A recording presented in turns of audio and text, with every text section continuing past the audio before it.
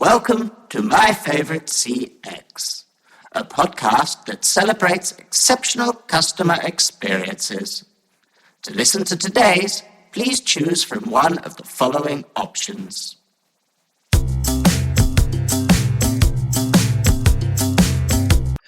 Welcome to My Favorite Customer Experience. I'm Chris Holt from Holt CX Consultancy here in the UK, and I'm joined by Charlie Adams, Director of Customer Success and Experience at Custom Connect. Charlie, welcome to the podcast. Thank you. Cheers, Chris. Morning. And Charlie, I was having a look at your profile before chatting to you today, and multifaceted comes to mind. So you're combining that day job with being a top voice within the field of customer experience, acting as a judge and an esteemed judge even for various CX awards. Your book, It's Just People, is just behind you on the video feed just there. Speaker at industry events, and we properly met as part of CX Runners on LinkedIn, which brings us around to you're currently training for the 2026 London Marathon. I am. Yeah, I am. Well, you say training. I mean, I've just finished week one of the 16-week plan. So anyone that's done anything like this will know that, generally speaking, the shortest you can do as a training plan is like 16 weeks. And I broke my toe a couple of months ago. So I put off all training across Christmas and build my strength back up. But yeah, I've just started week one. I'm still okay. I don't have any tape on my legs yet. I'm still running. So that's the main thing. But yeah, 15 weeks yesterday, I'll be doing it. Wonderful. And I'm retired from marathon running now. I stick to halves just because the extra training, I just find that step from half to full just takes over your life. It's madness. And people don't realize, because I didn't realize when I first did a half and thought, I could probably try and do that twice. But it gets unbelievably difficult. Even after 20 miles, you think, you should be able to do it after 20 miles. But that last bit is so hard. It's but that's kind of why I do it. I do it because I need the challenge. But also, I might as well mention, I'm doing it for Julia's House. So Julia's House is a children's hospice down here in Dorset. I did my first marathon running for Julia's House back in like 2017, I think it was. And I've done a half marathon over in Cyprus for them. And I'm just well chuffed that they've let me join the team for this year for the London Marathon. So yeah, raising money for Julia's House. So please look on my LinkedIn for all the links to click on and sponsor me and check out Julia's House. We'll put a QR code up at that point. That'd be cool. And we'll put that in the show notes as well. So if you do want to learn more about Charlie's exploits over the next 16 weeks, we'll be publishing this in February, so probably about 12 weeks by then. So you might have a bit of tape on your leg by then. Yeah, I'd have done a few more miles by then, yeah. The one thing I don't miss from marathon training is that always feeling hungry or tired or both, no matter what you're doing. Yeah. But then on the plus side, you can eat as much pasta as you want and get away with it for every meal. So fine. We've diverted off course quite substantially from where I normally talk to people about, but we went through a little bit of your history and your experience at the start of the show. Why don't you tell us a bit more about what you do at Custom Connect at the moment and what you brought you to that point? Cool. So let's start off with what brought me to this point, I guess, because you're right. I've got quite an eclectic career, to say the least. I actually trained in interior design many moons ago when I went to university. So yeah, I've got a degree in interior design, which you can't tell from behind, but I have decorated the rest of the house really nicely. And after being made redundant several times, I called my mate Trev up and said, Trev, I need a job. And he put me in a contact center. This was when I was 29, back in 2009. And I'd never been in a contact center before. I'd never worked in customer service before, or even dreamt of doing it. You know, my skills were doing CAD drawing and construction drawing. And it turned out I was quite good at it.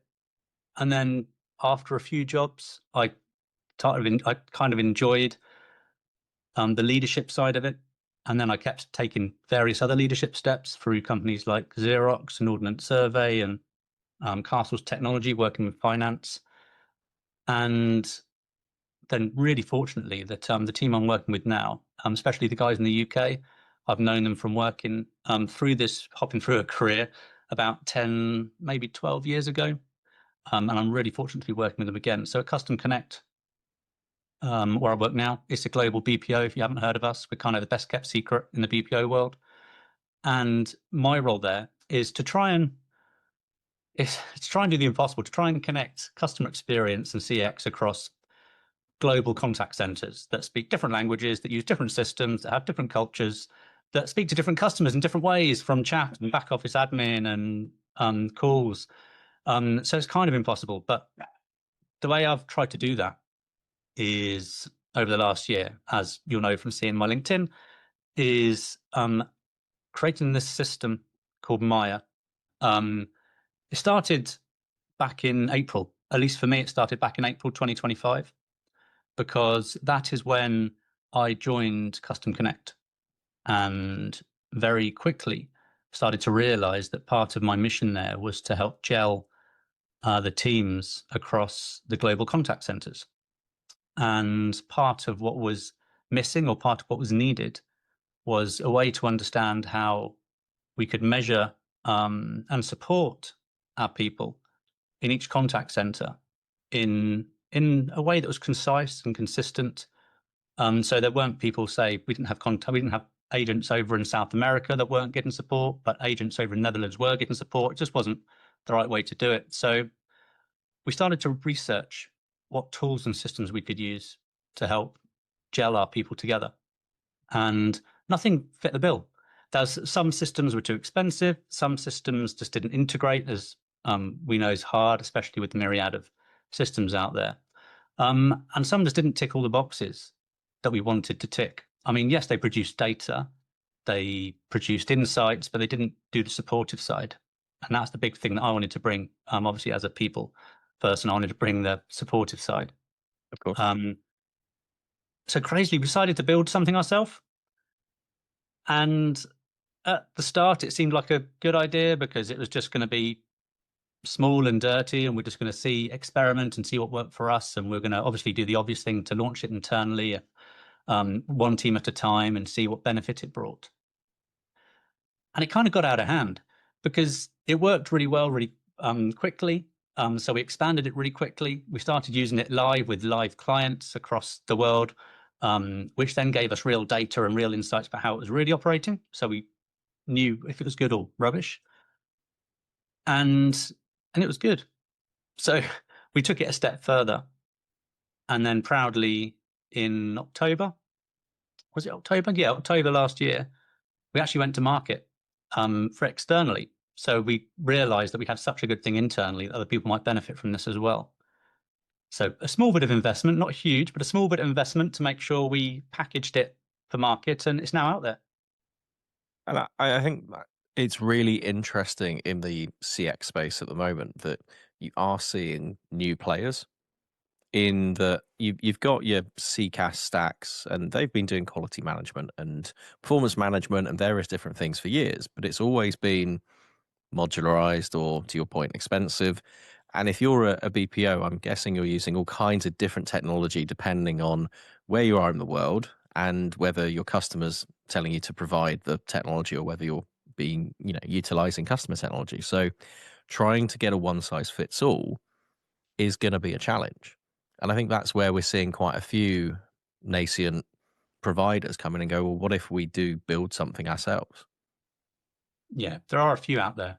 And you hear the horror stories that, there's some big players that have invested millions and then it's crashed and not worked out. And not all systems are equal. For instance, I often describe Maya as being a conversation analytics tool, but then get reminded over and over again, it's not just that, because you can't put it in the same box as every other conversation analytics tool. So it is, it's a huge market. There's, I'd say hundreds, probably thousands. If you wanted to list all the systems that we had to choose from, there's thousands of systems out there. There's obviously the big players that everyone's aware of, but there's thousands. And a lot of that, as a consultant, is trying to work out which ones will still be here in a year or two's time. To your point, you don't want to pick one that crashes and burns and was a poor investment choice and doesn't deliver for a customer. That's, no, you spot part of the challenge, actually. Have you heard of the EU AI Act? Yeah, I can't say I've read it page to page just yet, but yeah. Well, we haven't read it page to page, but we've had to understand it because you're right. We when we created the system in turn, before we even decided to market it externally, we wanted to make sure whatever we created would be future proof to that point. And so we researched, what if we're going to start using AI because the system's full of AI at the core, what rules we need to follow, what regulations there are. And we discovered there's the EU AI Act, which is, well, it's kind of out partly now, but it's probably coming out this year. The date keeps moving, but it's coming out probably this year. Is really going to define how we can use AI in contact centers. And there's so many systems out there that don't adhere to it. So for instance, okay, so let's take sentiment analysis. Yep. Most QA tools claim to do sentiment analysis. But if you truly do sentiment analysis, that's going to be banned, especially in real time, within the EU AI Act, because you can't use AI to determine someone's feelings or sentiment. You're just not allowed to within the Act. So therefore, there's so many systems out there that claim to be future-proof, that claim to follow regulations that will either be unusable, or they'll have to tick that off as they can't use that function anymore within the system. I've just thought of half a dozen ways and half a dozen different customers at least who are doing something along those lines. You're like, okay, that's a key selling point for a number of live agent assist platforms to know that sentiment, and that's going to be straight away untick. And I guess you then got the interest of, especially in the UK, of, well, do you decide to comply with an EU Act or not as well? Well, yeah, and we have this discussion because where we're testing Maya is actually not in the EU. With some EU clients, but we're testing it in SA or across in South America. But even if you're in the UK, if you're speaking to any customers that reside or do business through the EU, then it still counts. But also what will probably happen, which happens with most regulations like this, is once the precedent is set in the EU, that'll no doubt start to expand, and other countries and other areas will take on similar regulations of how to use it. So it's so watch this space. It'll be a bit of a shake-up, and as much as we've tried to follow all the lines and everything in there, any changes as they go live will no doubt trip us up as well. But we'll keep an eye on it. I think it's a really interesting point as well. We've seen with GDPR, for example, once an EU standard is set, you then see the major vendors at least going, well, we need to comply with that, so we'll make it a global standard. Exactly. And that was our worry, which is why we're kind of confident. I say confident now. Let's wait to see when it comes out what's actually in the small print, but I'm confident now. So, see, there's a lot of moving parts in this space at the moment. Where do you think the biggest opportunity is to create exceptional customer experience as we look into our crystal ball of 2026? Mm-hmm. It's okay. Contrary to everything I've just said about technology, I think the opportunity is with just doing the basics right. And it's because when you first invited me on this and you're like, okay, we're going to talk about a great customer experience you've had, it actually took me ages to think of a great customer experience. And then it made me think, why is that? And I think a lot of the time when you're in the CX world like we are, you kind of get fogged by seeing all the stats and all the great NPS scores going up and all the information about how good customer experience is. But the reality of everyday life is you don't get that experience as a customer all the time. You don't leave every single experience thinking, wow, that was amazing. Even though they might have just won an award yesterday, you just don't see that physically. So I think the reason why that's happening is because people are focusing on the big wow moment. Everyone's focusing on, let's win this award, let's make this big change, let's implement AI and tell everyone we've got AI. Let's implement this huge process and structural change internally. And it's great and it's needed. Otherwise, business will stay stagnant. You kind of need to keep up with the market. I completely get that. Because if you don't do these things, then in 2 years' time, you'd be left behind. But I think the big winners, especially if you want to win this year, is just get the basics right. Just focus on getting the very small basics right. Don't implement anything new. Just obsess over it. Obsess over every single detail, especially that middle bit of customer service. Everyone thinks, we got to make sure that how we first connect with them is perfect, which is great. And we've got to make sure that our complaints and resolution is great. That's amazing. But just that middle bit that is a gray area where nothing really goes right or wrong. Obsess over that. And well, for me as a customer, I think that's the bit that I'll notice if you just get that right. I think it's unsexy, but it's a really salient point of like, actually, we can't sprinkle magic everywhere, but we can go and fix the basics. And when I work with customers, I'll go and look at some of the analytics, and it'll be things that people aren't looking at. I'll be looking at hold count or hold time or using sentiment analysis while it's still available, and going, well, it's great that you've got this initiative and you've just launched this or you've just done that, but I can show you 10, 20, 30 agents that look like they're struggling. Mm-hmm. So let's go and put the focus into that, because if you're looking at the underlying numbers, these are contributing. You know, if you think about the cadence of a call, if you're being put on hold 10 times in 30 minutes, that's a really difficult call for a customer. You know, you just get into listening to an enjoyable tune and then you're back to an agent. You're like, no, put me back on that. You know, it's all of those little things that might seem minuscule, but they are the death by 1,000 cuts that are killing your customer experience. Yeah, is that, people say don't sweat the small stuff, but that's great sometimes when you've got to be strategic and think about the bigger picture, but you got to sweat the small stuff. That's the stuff that matters, that makes the difference. Yeah, and I think that's, fundamentals in contact center. You have to sweat the small stuff. So we're going to take a break there, Charlie, and we'll bring you back and we'll see if you did manage to delve into your mind and find a positive customer experience. There's one. Folks, I found one. Awesome. So, folks, we'll just take a short break and then we'll be back with my favorite customer experience. Your call is important to us. Please hold and you'll be connected to your next favorite customer experience shortly.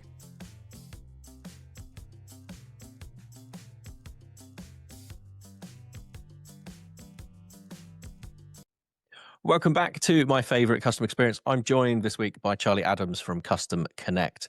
And before the break, you were talking about the fun of trying to think of a positive and an exceptional customer experience.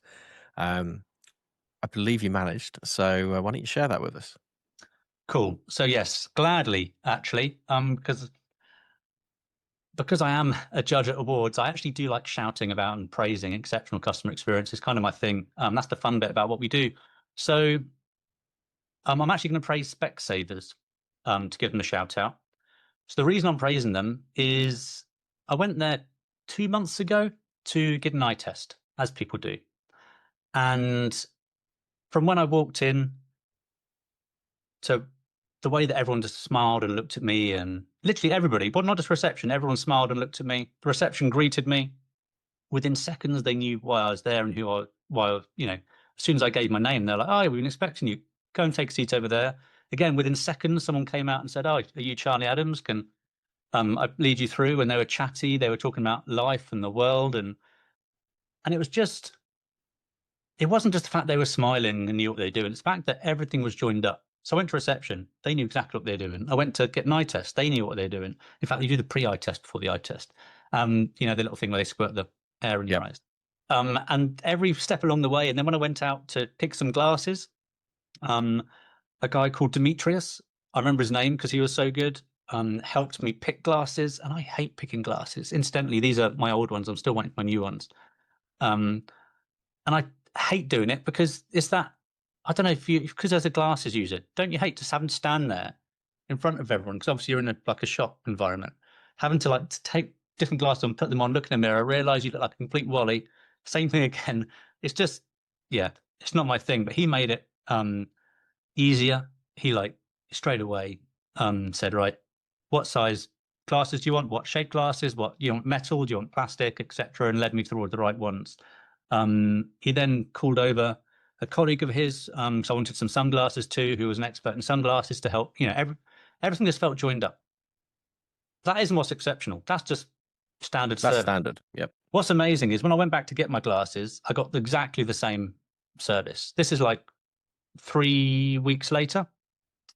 The way that they greeted me, the way that they all smiled at me, the way that every single point knew what they were doing and was really coordinated. And, I left feeling like I was almost one of the team.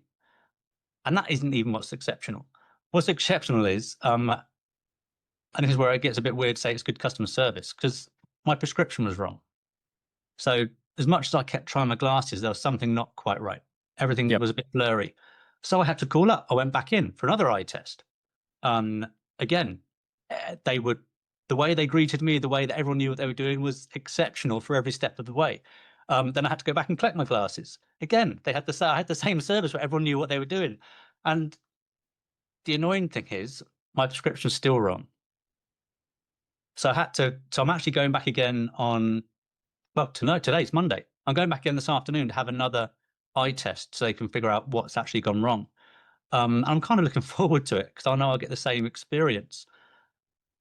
So the reason why I think it's great customer experience is because it's consistent. Because it wasn't just a one-off. I went in, I happened to speak to a great colleague. Because you do get, sometimes you speak to someone amazing and they give great customer experience. You go in the next day, you speak to someone else and they give bad customer experience. It's just the nature of it's the luck of the draw, especially face to face, luck of the draw. But they'd obviously been, every single person's obviously well trained. And it's not just down to the people, the processes and the procedures in place between handovers and what everyone has to do has obviously been well worked out. Someone at a strategic journey level has obviously worked this all out exactly how it has to work and then trained it down. So from my experience, every time I've gone in, I've got the same experience. And it almost feels like that's their Specsavers brand now to me. That's the experience I'm going to get, which is, it's exceptional. And when you think about it there, your point of it's gone wrong, but it's still been excellent. It's when things go wrong that those systems are tested even further. Because you're right, you could have just had a really good day. It could have been someone brought the cakes in on Saturday morning when you first went in, everyone was having a great day, and that was it. But the fact it's been repeatable, the fact that it's been consistent despite there being issues, and I've been in that position. So one eye is short, one eye is long for me, and thankfully it's quite a minimal prescription for me. But like 15, 20 years ago, I bought some glasses and they'd fitted them the wrong way around. And for a few days, I was like, this is a bit weird. It's a bit cloudy, not cloudy enough to stop me driving or anything like that. But I was like, something's not right. And one day I just flipped my glasses over. I was like, oh, they've just got the eyes the wrong way around. And that was an easy fix. But it's those little things of when things go wrong, that's when the customer experience matters more, because you could have had that exceptional experience. And if the moment something went wrong, they just went, oh, well, it's not us. Exactly. Then you're not going to go back to Specsavers. You're going to go elsewhere. Or you're going to, next time there's an eye test, you'll be like, oh, do I trust them?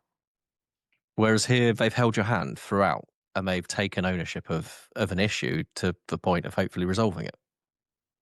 Yeah, I'm confident they will resolve it because of the way they've treated me. So it is, maybe we can do this again in 3 months' time and I'll let you know if I've got real glasses that work. But I'm looking forward to it because, they've had these for a couple of years. I could do some new ones. Even going back to that point of trying on different glasses, like as a glasses wearer, they are a big portion of your face. And I'll often go with a couple of different pairs just to change it up slightly and make my face slightly less boring. And I'll take Georgia along with me and I'll put on a pair of glasses and she's like, you're in your 40s, you do not understand your face, do you? I've got a big, let's face it, I have a big head. There's a lot going on and I'll put on a pair of glasses just like, no, just no. And you'll put them back on the shelf and on the shelf, they look perfect. And then the moment they go on my face, it's something's gone wrong. I'm like a Picasso at that point. But having someone, even to that point, if you had a specialist for sunglasses, it's not even it's just the same glasses, just with a darker lens. It's like you have another specialist and then that gets maintained. Yeah, it was helpful. To be honest, I hate going to shops overall, but glasses shopping, it's not just any clothes shopping I detest because it's just the act of having to go and try and find something that suits me because I think it's because I'm a 40-something male, and I think to that point about the fact that you should be old enough to know your glasses that suit you by now. I think you get past a point where it gets worse. So I think I'm finding it harder to dress myself and choose glasses as I get older, and I think that'll just continue. So I just buy cricket kits all the time now. It's just like, I'm just cosplaying a Sunday League cricketer from the 90s now. It doesn't really matter. But then can't always wear them to work every day. No. Charlie, we talked at the start about you being a judge for customer experience awards and things. Do you find that gives you an even higher bar and a higher expectation as a customer?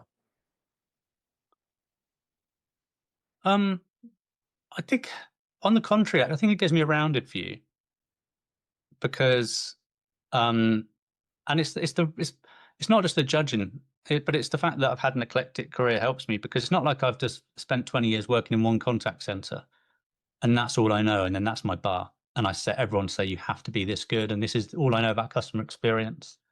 I've been really fortunate throughout my career, and fortunate through the judging, that when you judge what it is, yes, obviously you choose excellence and you get good stories come to you, but you get all sorts of stories from one-man band that fitted bathrooms that won the business awards for the category that I did year before last, to when I did the international awards, and there was huge companies, and you're getting presented by Singaporean airports that talking about their 5 airports and how they do all that. And so I think that gives me a balanced view. Yes, I know what good feels like, but I don't think I know what good feels like more than any human being. Because I think as much I can understand how to get there better, but what it feels like, I think everyone knows. We're all just human beings. We're all customers. It's not like a unique niche that only us hold. Every human being's a customer. We just happen to know a bit more about how to get there. I think for me, it's having worked within, it's knowing the bits that are failing, or knowing how good something could be sometimes. That's the frustration. I'm always told I'm a frustrating customer. You're one of those. For that reason. Yeah. No, I have known some frustrating customers. There was 10 years ago I was probably a horrible customer because I expected excellence, but I'm probably a bit more grounded now. Charlie, that brings us to the end of our chat today. Where can people find out more about what you're doing at the moment? LinkedIn. Obviously find me on LinkedIn, Charlie Adams. I think on the old link on LinkedIn is Charlie HS Adams. If you go on Amazon, you can find my book, It's Just People. Custom Connect, again, shout out, company where I work. Check us out on our website. Actually relaunching our website in the next 2 weeks, so keep an eye on that. You'll see that will be live by the time we're live. So we'll be live. Yeah. So it will be a new website. Excellent. In that case, check out our brand new website. See me on LinkedIn. Click on the link that hopefully will have on some sort of QR code, so you can somehow find out who I am and a bit more about our company. And we'll pop the link in as well for Charlie's London Marathon. I hope you do not get the hottest marathon on record as I had with London many years ago. Wow. How was that then? Was that hard? That became a very pragmatic day of do not go home in an ambulance. So you know how all plans go well until you actually try and use them. I started walk running from 8 miles because my heart rate was too high, and actually it was as good an experience as it could have been for a nearly 25-degree day in April. Sounds fun though. Every marathon's got to be different though, isn't it? So that's a challenge. Well, best of luck. Hopefully it's a good 16 weeks for you, not too much tape on the legs and things. And thank you very much for joining my favorite customer experience. Cheers, Chris. Thanks for listening and watching, everyone. We'll see you in a couple of weeks. Thank you for listening to My Favorite CX. Your listenership is important to us. On your keypad, please press a number between 1 and 5 to rank how much you've enjoyed your experience.